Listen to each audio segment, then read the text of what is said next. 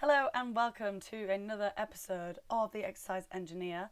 This week I want to talk to you guys about macros. Now I know a few of you might be like, what the hell is a macro? Or you've heard people talking about them but not really understood what they are. Maybe you've heard of them, you know-ish what they are, but you just want to know how you can utilize it to optimize your training and your nutrition and your health. So that is literally what this is going to be. We're going to keep it relatively basic. I'm going to keep it to the stuff that you need to know to live a happy, healthy and stronger life. So without further ado, we are going to get straight into it. We have 5 main categories of food, I would say. You know that plate that we all see at school that's like split into different segments. So you've got your fruit and your veggies, then you've got your carbs and starches, so potatoes, rice, pasta, all that sort of stuff there. Then you've got your beans, your pulses, meats, eggs, fish. That's like our main protein bracket. Then you've got your dairy and alternatives to dairy as well, and then your oils and spreads, which is mainly like high fat sort of foods and supplements as well. So there is an online guide on that. There's loads on the NHS website about that basic how to portion your plate out, but we are mainly talking about macros today. So you've got 7 different nutrients, and you've got your macronutrients, your micronutrients, and then other nutrients. So under the macros, which are macronutrients, we have carbohydrates, fats, and protein. Now, these are what we call macros. These are the main, like the chunkier bits of food, like the actual food we are eating. Those are the macronutrients. Then we've got the micronutrients, which are from food as well, but they're more like vitamins and minerals, things that are on like a much smaller scale. And then you've got other nutrients like fibre and water. Yes, I'm classing water as a nutrient because we need it. We need it to be nutritious. Yes, that makes sense. So we're going to start with carbs. What are they? So their main function is for an energy source. This is our main source of energy. Whenever you see marathon runners or something that requires a lot of energy expenditure throughout the day, we need to restore glucose, and we get that from carbohydrates. So we store carbohydrates in our body. It's stored in our muscles and our liver as glycogen. It helps to also maintain blood sugar levels, and you have 2 different types of carbohydrates, and that would affect your blood sugar levels as well, because you can have a lot more sugary things. So like your simple carbohydrates like fruit, veg, milk, sweets, cakes, biscuits, all that comes under your simple carbs. And then you've got your complex carbs, which is more like bread, pasta, rice, potatoes, all the things that we see as actual carbs. And then we have the simple carbs, which we see as more like sugary products instead, if you will. And then we have so if the starchier the carb, really, we can associate that with a higher fibre food, which is also known as low GI. So that's your glycemic index. Sorry, I had to read that because that just does not stay in my brain. Glycemic index. This ranks carbs according to their effect on the body's glucose levels. So it all depends on the type of food, like the type of carbohydrate you're eating, the ripeness, the process that it's been through. Like, are you eating it raw? Are you eating it from a bag? Are you eating it from a tin? The cooking method, how you've eaten it, and what other foods you eat with it. All of those things will affect its GI. So the lower the GI, the lower your insulin levels and suppressed appetite will be. It will lead to a suppressed appetite, which means you will stay fuller for longer. So I think that's also why we try and have a lot of high fibre foods, because that, especially when we're trying to lose weight, because it will go deeper into the tract. That's literally what it's saying. It goes deeper into your digestive system, which means your hunger hormones aren't released as soon, meaning you stay fuller for longer. That's pretty much a summary of what carbs are. So how many do we need throughout the day? So per gram of carbohydrate, there is 4 calories in it. So this needs to equate to about half of our daily energy expenditure or our daily calories. So if you're eating at maintenance, we need daily calories in equals daily calories out. So about half of that should be from carbohydrates. About 45% from your starchier carbs, which are going to keep us fuller for longer, those high fibre foods. And then you've got 5% from more like sugars, but that's not including fruit and veg. That's more of a guideline of 5%. You can eat some sweets, but it should really only be 5%. It also includes things like beans, pulses, whole grain, rice, pasta. Like, there's quite a lot of things that come under carbs, but I think when a lot of people are like, oh no, I need to cut out carbs, they just think about bread and pasta. But carbs have a huge variety. But things like beans and pulses will also overlap with protein, for example, because they are a higher protein veggie alternative. We can talk about those later though. But carbs, super important, always after exercise to replenish the energy stores in our muscles that we've just used. So one thing I did want to cover is a lot of people can't exercise on a morning because they're too hungry or they don't have any energy. They need something to eat before they exercise. I used to be one of these people until I learned that actually the body is more than capable of working out on a morning without any food, because if you've had carbs the day before that morning workout, your body will have stored those carbohydrates in your muscles and your liver as glycogen. So the minute you start working out, they are released from the muscles and you can use those as glucose, as energy for the workout. So as long as you've had carbs the day before, you've got more than enough energy stored in your body to get that workout done. So if that's an excuse that you are telling yourself that you need to eat before a workout, I've just called you out. You don't actually, as long as you've had carbs the day before. If you need it just as like a little mini boost, square of chocolate. There you go. There's your coach telling you that you can have a square of chocolate before your workout. You're welcome. Literally telling you to eat carbs. So I think the reason people associate carbs with putting on weight, and that's why a lot of people try and cut out carbs before a holiday, is because when you store the glycogen in your muscles, glycogen holds on to more water, so actually you are retaining more water as you store more energy. And I don't want you to take that as a bad thing and think, oh my gosh, no, I can't store energy because I don't want to be that scale weight. You need to remember that that's not fat that you've put on. That is simply water weight that is attached to your glycogen muscles in your muscles.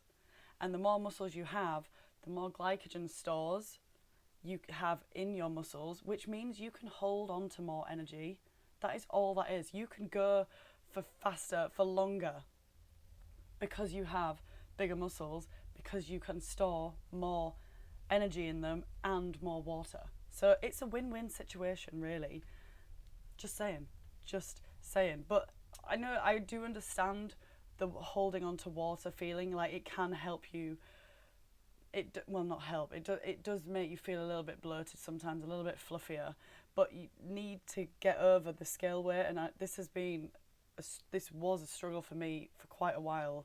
I didn't used to eat carbs past a certain time and be like, no, I'm not doing it, can't do it, because I used to weigh myself on a morning, and in my head, if I had carbs on an evening, they would be stored as fat. That is not the case at all. It's not the case.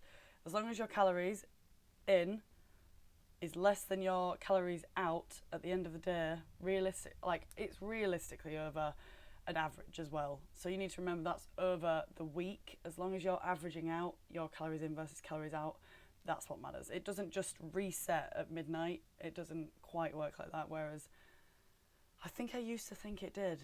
And the more I read into the subject, the more we learn about it. It's a bit more like, no, it doesn't just reset. Like, your kebab at 3 a.m. Are you adding that on to your morning calories? Is that your breakfast? Are we even counting those as calories? If you don't remember it, does it count? Anyway, that's not really for today. But this also explains why people on the keto diet lose dramatic amounts of weight, especially at the start, because they cut out carbs altogether, meaning they don't have any glycogen stores in their body left, meaning that extra water that holds onto the glycogen in your muscles is all flushed out. Like, all of that weight is flushed out, and it's likely that they lose a little bit of muscle in that as well. So it's super, super important to understand how diets work, and I think I'm going to do a full pod on this, because just individually going through how each diet works, like, yes, ketosis is a thing, and it does kick in where you start to use more fat to burn calories, or like to use as energy. But it's exactly the same as, like, if you're not fueling your body with carbs, and the only energy source that your body has is fat, then of course it's going to use the fat to burn energy, or to use it as energy, because it's the only thing you're fueling it with. Similar to a fire. If it's a coal fire and you put wood on it, it's going to burn the wood. Or it's literally whatever material you are putting on the fire, that is what's going to burn. So if you're only fueling your body with fat, of course it's going to burn the fat. And it's not the body fat, we need to remember. So once it's stored as fat, it's not physically burning that fat. I think what I used to think when I used to go to spin classes before I did my qualification and actually started looking into all this stuff, I used to go to a spin class and think my body was literally sweating out fat. Like, how ridiculous does that sound? I don't know. Some of you might have only just heard that and thought, oh, is it not? Like, that is totally normal to think that. I think a lot of people think that. But understanding that it is stored as fat, and what your body uses as energy, it's not actually using that stored fat, and it needs to go through a process to help break it down, and then it uses that energy. So just to summarise and sort of preach, we obviously, everything in moderation.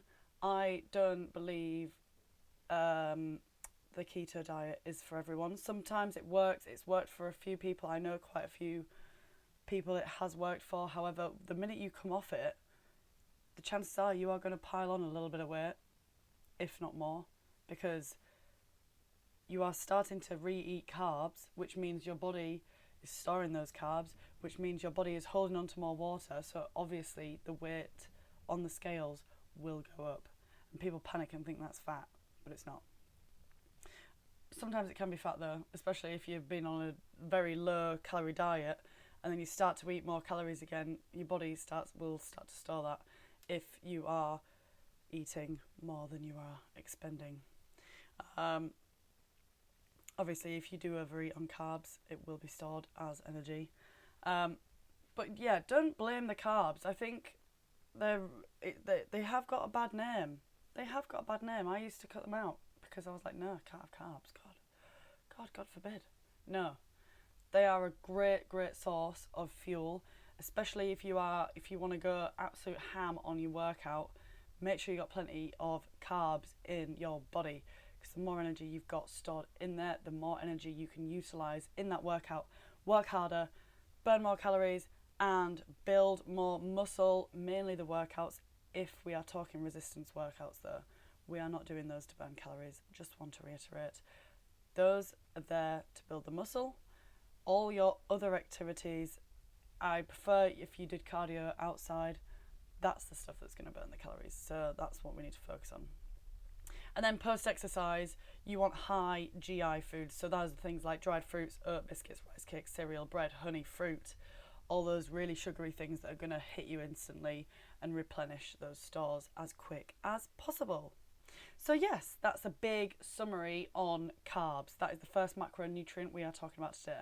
The second one we are talking about today is fats. So there is a fat guide. I'm pretty sure it's on the NHS website again. Lots of information on there, lots of very useful information on there. However, I don't fully agree with all of it, but we will go through the basics of it now. So we have saturates. So there's loads of different types of fats. some good, some bad. I am doing like little speech things with my fingers for those who cannot see me, because I don't like to call things good and bad, but some have more benefits than others, shall we say. So we've got our saturates, which are from like things like meats and dairy. Then you've got your monounsaturated, which are really good cooking oils. That means they are liquid at room temperature. Then you've got your polyunsaturated, which are more like the plant oils, so like sunflower oil, for example, or avocado oil. What else do people have? Olive oil. That is classed as a polyunsaturated. Omega-3.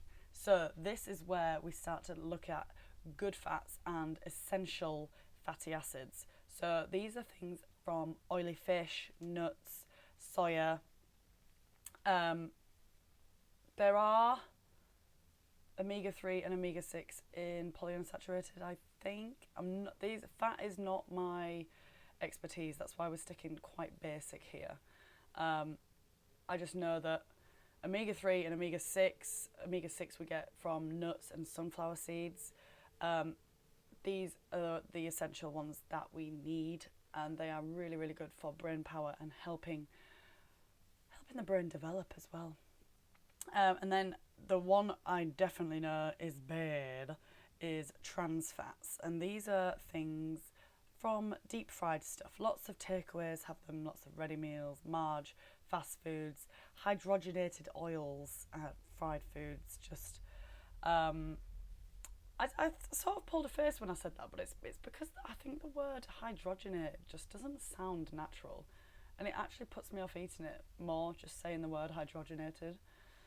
But we'll just leave that there, I think. But yeah, that's pretty much how the fats are broken up. Need to focus on the omega-3s and your omega-6s, mainly omega-3. Need to remember that those are classed as fats though.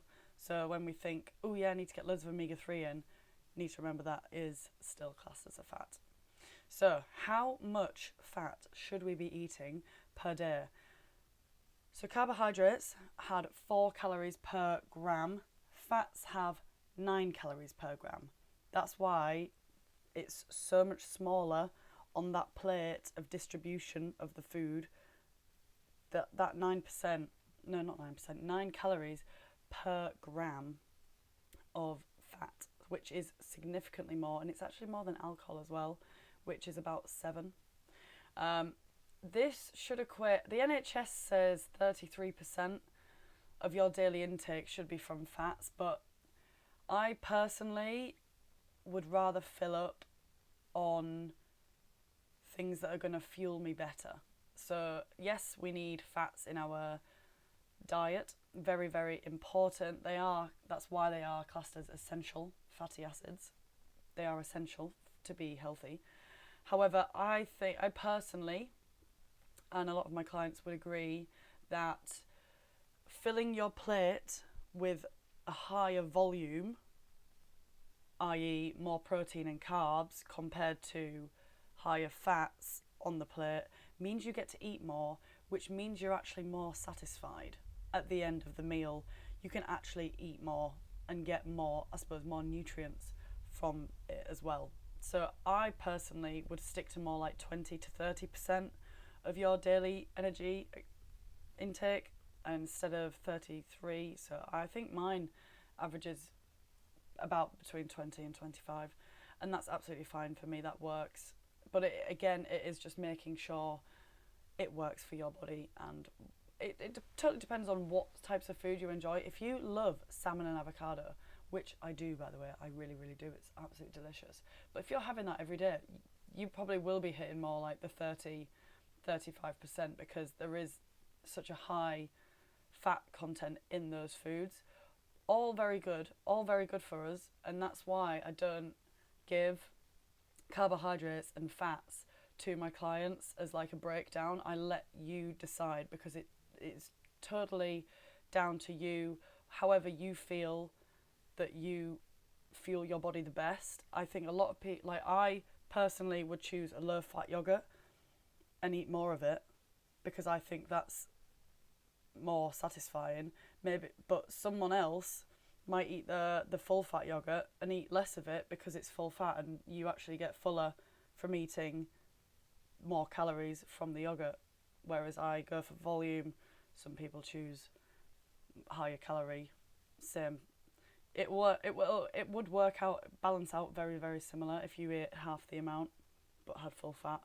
I would just prefer to eat the full thing but have less calories in it. Again, total personal thing that you need to work out for you. But I just want to reiterate, eating fat does not make you fat. The amount of people that are like, oh, I can't have that, it's too much fat, it'll make me fat. Like you eat chips and you think it's going to go straight to your thighs. Like, that's quite a common one. It's, oh, that'll go straight to my face, that. I'm like, what? Is that a thing? I'll go straight to my face. Okay. No. Eating fat does not make you fat. It just doesn't. It can't. Because only if your energy expenditure is less than your energy intake. So if you are eating more throughout the day than you are expending throughout the day, then yes, it will store as fat. But it doesn't matter where those calories come from, really. If you're eating more than it, it will store as fat. If you're eating less calories than you're burning throughout the day, but all you ate was fat, guess what? It still wouldn't store as fat because you are using that energy. If you're in a calorie deficit and only eating fat, doesn't matter. Your body will use it. So yeah, fats do also provide energy as well, and they're a really good energy reserve. So we do tap into those, especially for those longer runs or higher intensity workouts. Marathon runners rely on very minimal fat stores, depending on if you're good at refueling. If you don't refuel and you're on a long run, your body will tap into its fat stores as well. And also, fats are super important for transporting key vitamins around the body. So the key vitamins that are soluble in our fat are A, D, E and K. I can't really go into more detail about those, but there you go. Fat is good for transporting your vitamins, so reason why we should have them. Okay, that's carbs and fats. We are now going to talk about protein, my favourite macronutrient. I think I might be slightly obsessed, but that's okay. At least I am aware. So, what are proteins? So we have 20 different amino acids, also known as AAs, that we need. These are like basic building blocks of life, amino acids. So you've got your complete proteins, which contain all of these essential amino acids. And then you have incomplete proteins, which lack a few of them. These are mainly things from plant proteins. But if you piece them together, you can have a meal that has all of the essential amino acids. One I always remember is beans on toast. That is a fully complete protein meal in terms of having all 20 amino acids, which I think is great. And that's why it's just such an elite meal. I don't have it often enough. I really should. I might have some for tea tonight because that's just made me really want some. But you've got your beans and your pulses, which have different amino acids compared to the seeds or whatever, the wheat, the stuff that's in the bread. Well, you can tell I eat bread a lot, can't you? But yes, proteins also very similar to high fibre foods. They go deeper into your tract, so they aid with satiety, which makes you feel fuller for longer, and they also aid with recovery and building muscles as well.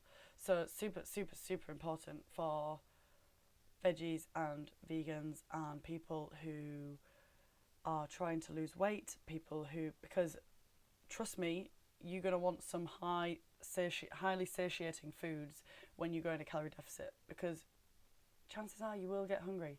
That's just how it goes, because your body does not have as much energy as it's expending, therefore it will send you more hunger hormones. But if you are fueling with high protein, high fibre foods, you will feel fuller for longer. Super duper important. Okay, so how much protein should we have a day? I need to stop doing that with my hands. So I think for the average person, the average Joe, a normal amount of protein is 1 gram of protein every day per, not just one, per 1 kg of body weight. If you are training, however, and you are tearing your muscles and you need them to repair quickly, ready for your next session, I would recommend anywhere between 1.5 to 2.2 grams of protein per kilogram of body weight. This equates to about 20 to 25% of your daily goal intake. So either way, you can work it out either way. It is, again, an estimate, so it's not the end of the world if you're a few grams out. But I would make sure you are hitting your minimum. So if you create a range for like 20% of your calorie goal and 25% of your calorie goal and aim for that range, I find that that's really beneficial because I find it nearly impossible to hit an exact number every day. And it's absolutely ridiculous to think that you can, because whatever you're tracking, it's extremely, extremely, extremely unlikely that is exactly what you're hitting. Like, that is the exact calorie that you have eaten that day. And then you're comparing that to your watch, which is also an estimate of how many calories you've burnt. And it is just all a huge estimation, but at least it's something to go off, and it does work. And then you look at the trial and error. So if you've been consistently hitting your calorie target for 3 or 4 weeks and you've not really noticed much of a difference, that's when we can sort of play around with it and think, right, okay, should we just drop an extra 100 off that, or like increase your steps by maybe 2,000 a day? And that is where the coaching comes into it. So you're not alone. You can discuss it with someone and think, right, okay, that's not working. What can we do about it? Where can we add other stuff in? Where can we remove some stuff? Blah, blah, blah. That's the benefit of coaching, just talking it through with an expert. So, similar to carbohydrates, as I mentioned before, we have 4 calories per gram for our protein. Similar to carbs, again, fats was up at 9 calories per gram of fat. So,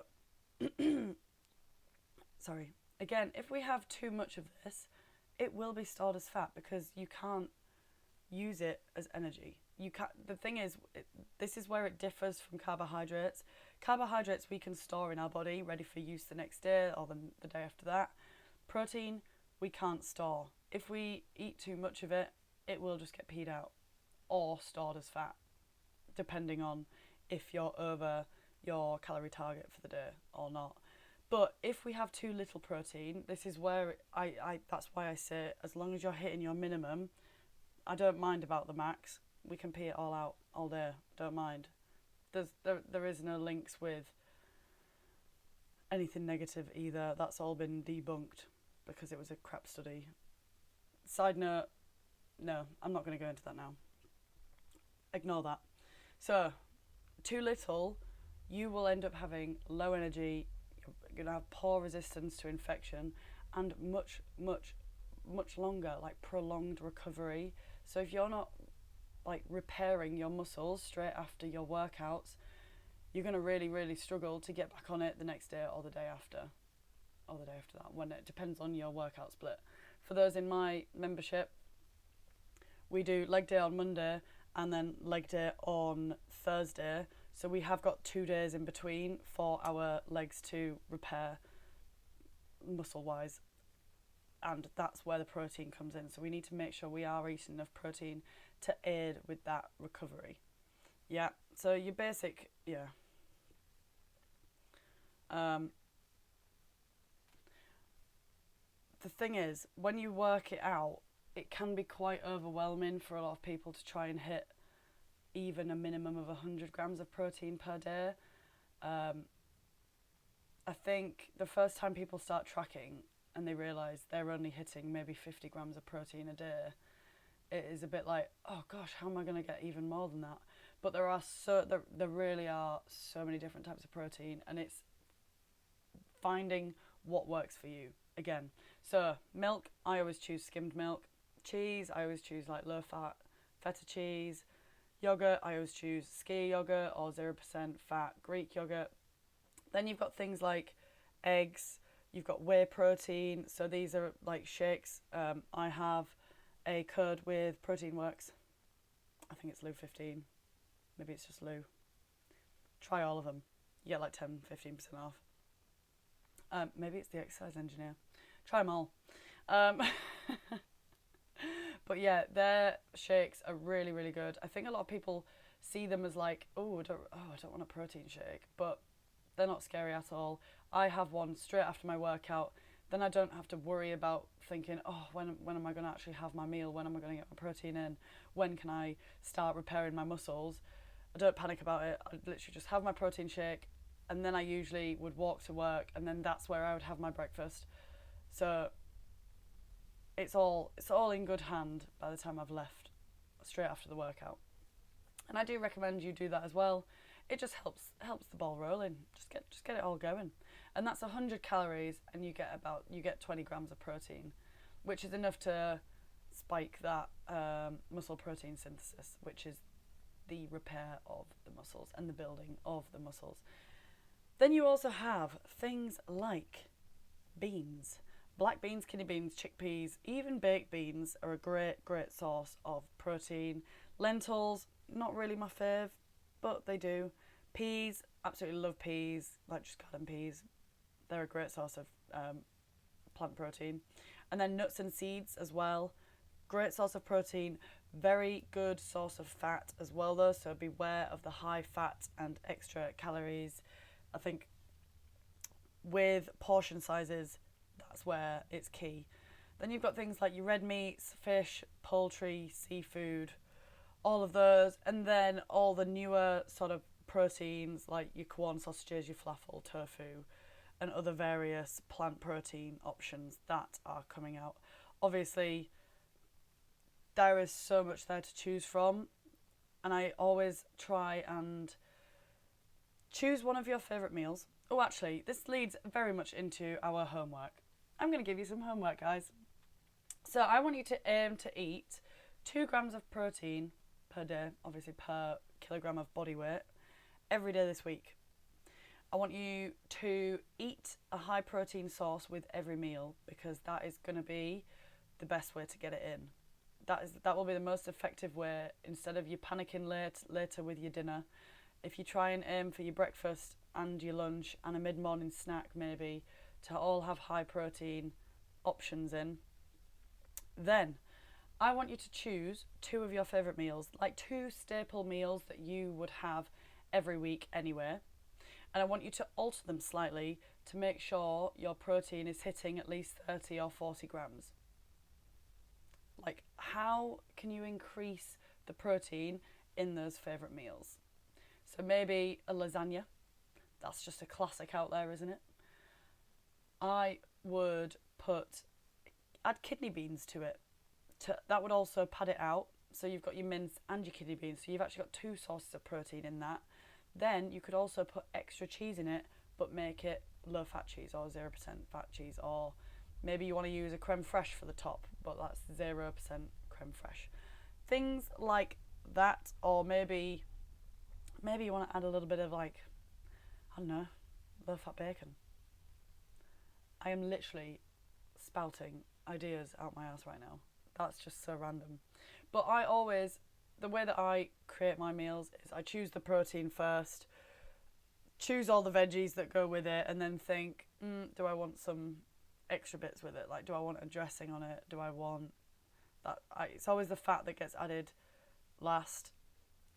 But fill the plate with your protein and all your veggies first, and that will help so much, because those are your highly satiating foods and high volume foods as well. You can eat a lot more of them than fried foods, things with high fat content in.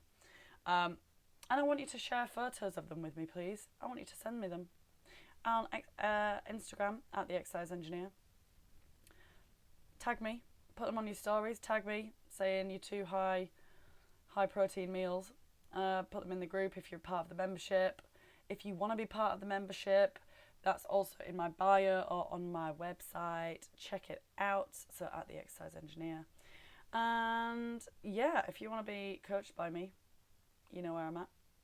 Find the Train with Lou membership, or I do one-to-one coaching, although I only do 1 or 2 people at once because they're very, very time consuming. Like, I give 100%. If you're willing to give me 100% and you want me as a one-to-one, I'm happy to hear your application. I do just have very limited time, so I will give you 100% if you give me 100%. That's all I ask. And no lying. I've got a pet peeve about lying, but we can discuss that later. Just DM me and we can go from there. We'll see if we're a good match, and if I don't think I can help you, I will find you someone that can help you. Okay, so I'm just going to leave you with, remember to eat smarter, not less, consistently. So what I mean by that is eat smarter, i.e. eat higher protein foods, eat high fibre foods, things that are going to help you feel fuller for longer, things you can eat bigger volumes of, and then you don't have to eat less. So a lot of people, when they're trying to lose weight, they're like, oh yeah, move more, eat less. No, eat smarter. You're welcome. Consistently as well. You need to be consistent with it, and you need to do it for a prolonged period of time. Don't think it's going to happen over 2 weeks. It's a longer period than that. The sooner you accept that this is more of a lifestyle choice than just a fad diet, the easier it will be, and the better results you'll actually get, because you'll enjoy it. And the stuff you enjoy, you're more likely to stick at. So enjoy, guys. I hope you enjoyed that episode.